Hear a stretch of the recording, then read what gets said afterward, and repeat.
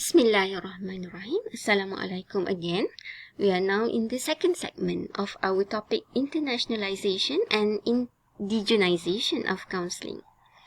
So if in our first segment, we already look at internationalization, which in short is actually exporting of counseling to countries other than US. Now we are going to talk about indigenization of counseling, which means we are now looking at how the local community in the non-US countries integrate counseling into their own context. So let's take the plane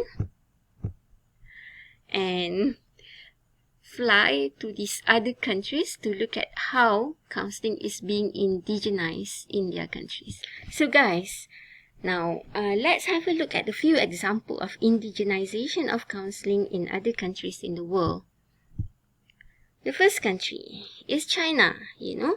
Indigenization of counseling in China was actually influenced mostly by the philosophy and cultural tradition of people in China. We can see counseling adaptation in China. One of it is called the China Tao Cognitive Psychotherapy. We can also see how the Chinese music and art are actually included in therapeutic healing, as well as the use of traditional Chinese medicine approaches. For example, like Chinese acupuncture, Chinese herbal medicine, and also Tai Chi. You're quite familiar with Tai Chi. Okay, another healing approach that are recently more popular, and even in the West it's somewhat popular nowadays, are the Chinese spiritual approaches such as mindfulness and also meditation. Alright, so I'm sure you have heard some of this before. Next, we look at Japan. A lot of influence from ideology and philosophy of the Japanese culture can also be identified when analyzing indigenization of counseling in Japan. So there are two approaches that are derived from their spiritual beliefs. One is called the Naikan therapy, Naikan, which is from the Jodo Shinsu Buddhism, and also the Morita therapy, Morita, which is from the Zen Buddhism. And there is also a parent-child concomitant counseling, which is based on their concept of AMAE, AMAE, or relationship closeness of parent and child. Of course, Japan have some approaches that are also based on their traditional arts, and other non-verbal approaches.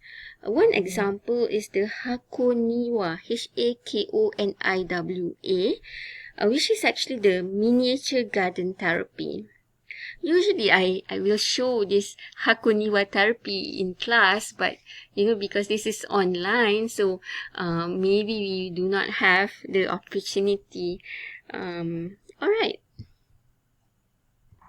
Moving on to Africa. Here, we can see the adaptation of Western theories to suit the culture with the utilization of Dingaka, which is one of the concepts that they have in Africa. Also, the African psychotherapist or counselor, they adapt the Rogerian or humanistic theory, as it has some similarities with their indigenous approach called Sangomas. They also give importance to collaborate with their traditional healers or their shamans, in many circumstances.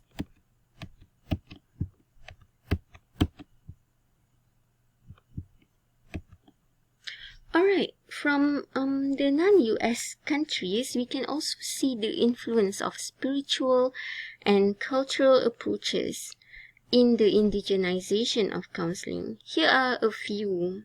The first one, let's look at Japan, because I've already mentioned this before, the Morita and also Naikan therapy. Next, the Philippines. In the Philippines, spiritual counseling is actually being given by Christian pastors or clergy. And also in Egypt, they have inclusion of religious terminologies and encouragement of religious practices. For example, prayer, yeah? And then also in Thailand, their adaptation of cognitive and client-centered counseling with Buddhism, mindfulness, and meditational practices. So how about in Malaysia? Okay, this will be further explained in our next segment. Thank you and see you soon.